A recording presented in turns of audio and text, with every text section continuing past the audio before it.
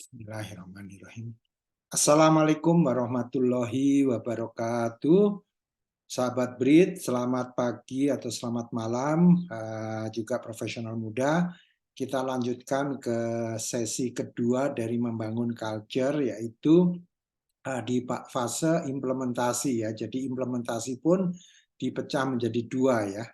Jadi saya langsung aja mengingatkan kembali yang sudah kita bahas sebelumnya, bahwa membangun culture versi yang pernah saya lakukan adalah terdiri dari dua tahap, yaitu desain sama implementation.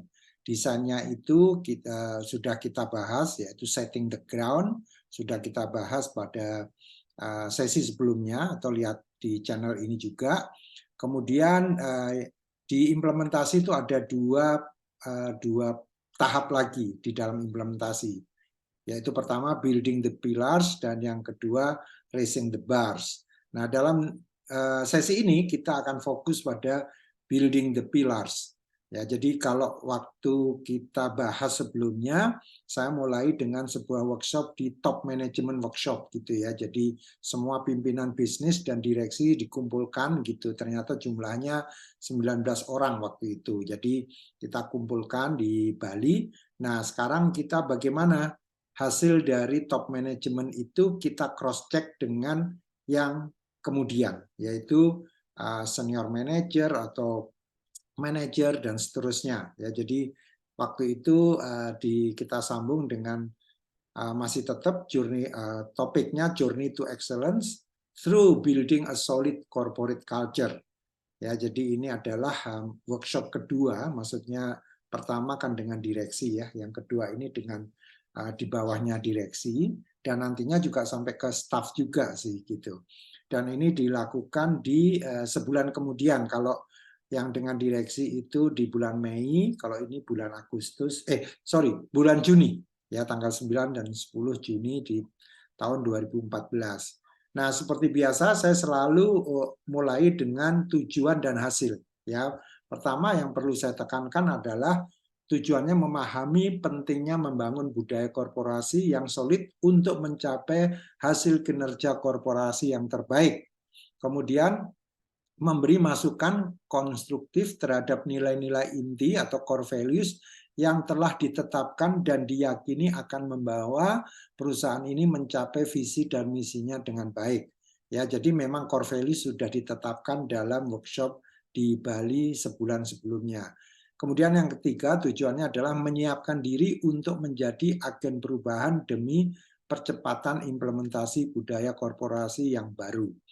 Hasil yang diharapkan dari workshop ini adalah masukan konstruktif untuk memantapkan makna nilai-nilai inti atau core values, yaitu dalam hal-hal baik apa yang selama ini telah dilakukan, kemudian hal-hal yang kurang baik apa yang selama ini berjalan dan perlu dihentikan segera, dan yang tidak kalah pentingnya adalah hal-hal baru yang baik dan diharapkan akan mencapai visi dan misi sehingga perlu segera dimulai. Dan yang hasil lainnya adalah kesiapan diri dari peserta workshop, para manajer ini untuk menjadi agen perubahan. Agenda pun sudah saya atur, jadi waktu itu dimulai siang hari dan diakhiri di hari kedua, besoknya full 1 hari, jadi 1,5 hari total.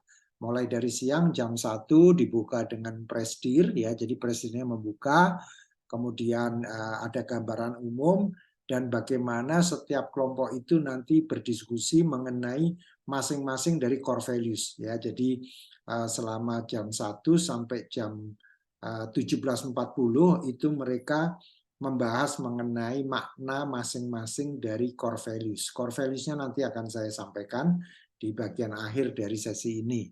Dan di hari kedua ini full ya, dari 8.30 sampai dengan 16.30 ya. Jadi di sini mereka berdiskusi banyak hal dan sekaligus melakukan experiential learning ya.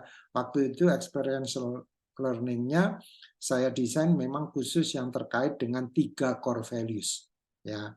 Tentu juga ada beberapa materi dari saya, misalkan steps to accountability, kemudian peran agen perubahan itu apa, kemudian juga bagaimana menyikapi semua yang mereka pelajari ini dalam bentuk rencana tindakan 100 hari ke depan untuk membuat apa yang disepakati ini menjadi dijalankan. Jadi harapannya setelah tanggal 10 Juni ini langsung diimplementasi. Nah, kemudian ini selalu saya sampaikan karena saya memang merasa perlu sekali ya mengapa pentingnya lokakarya. Pertama, lokakarya memberikan kesempatan bagi setiap peserta mengeksplorasi lebih jauh dalam memahami makna dari core values. Kedua, dinamika kelompok melalui interaksi langsung antara peserta dan dengan fasilitator akan terjalin sehingga memberikan hasil yang maksimal. Kemudian yang ketiga, pemaknaan dari core values perlu pembahasan intensif dalam kelompok-kelompok kecil. Keempat, pemaknaan core values perlu melibatkan setiap peserta untuk mendapatkan buy-in sehingga setiap peserta ada rasa memiliki terhadap hasilnya. Kemudian kelima, fungsi fasilitator sangat kunci. Menantang pemikiran peserta namun tidak vokal dalam memberikan usulan substansi karena tugas utamanya adalah memastikan lokakarya berjalan melalui proses positif menuju hasil yang terbaik. Bila pembahasan berlangsung tak terarah, fungsi fasilitator mengarahkan kembali. Kemudian terakhir atau keenam ya, lokakarya ini bukan pelatihan atau training, namun diharapkan banyak pembelajaran diperoleh peserta maupun fasilitator. Ya, jadi ini penting saya sampaikan sehingga mereka benar-benar pembelajaran itu terjadi karena adanya workshop ini, bukan karena dari fasilitator atau trainer, karena ini bukan training. Aturan main sama, ya, jadi tanggalkan jabatan kantor, berpikir out of the box. Kemudian setiap peserta berhak dan berkewajiban mengungkapkan pendapat. Kemudian menghormati peserta lain, tidak menyela pembicaraan peserta lain. Tidak ada salah atau benar, yang penting konstruktif. Kemukakan pendapat secara terbuka, HP di set silent, kalau tidak didenda 100.000, aplikasikan effective listening skills, disiplin waktu, dan having fun. Jadi memang waktu itu ada having fun-nya dengan warp speed juga. Nah, latar belakangnya apa? Jadi saya sampaikan juga, karena semua pimpinan, 19 orang dari grup tersebut, dan juga anak perusahaan, dan juga salah satu pendiri, berkumpul bersama bulan lalu di awal Mei tahun yang sama ya di Bali waktu itu. Kemudian satu tujuan yaitu menggalang kesepakatan dan komitmen membangun budaya korporasi di XX Group tersebut yang solid. Berlaku untuk semua 3 pilar bisnis ya. Karena memang bisnisnya ada 3 pilar. Plus 1 sebetulnya tapi masih baru. Kemudian prosesnya adalah melalui visioning, identifikasi kebiasaan yang berlaku, penggalian nilai-nilai inti, penetapan nilai-nilai inti, dan perilaku utama.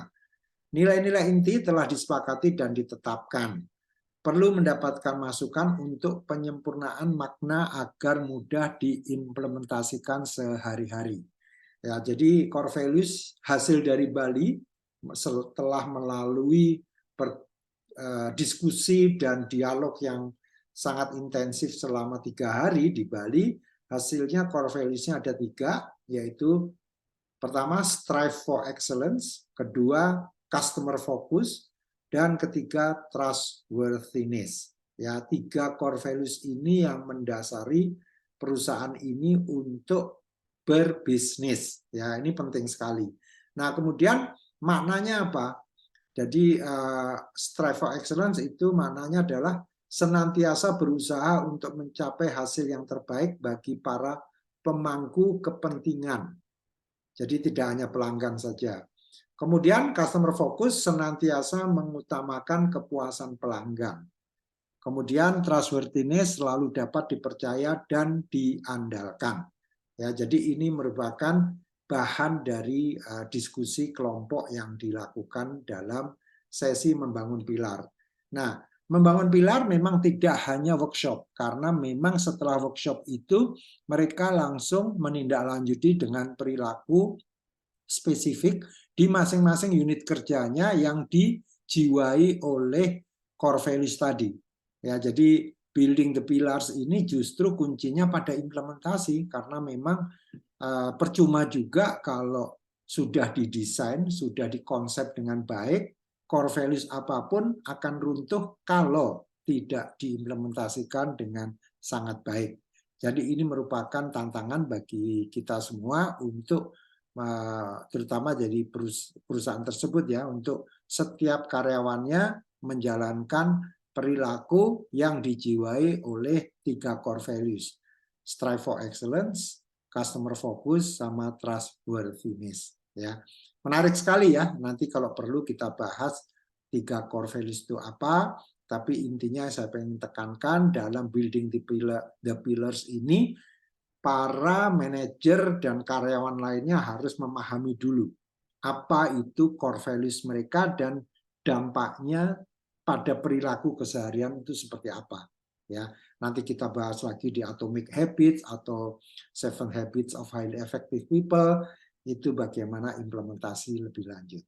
Demikian yang bisa saya sampaikan.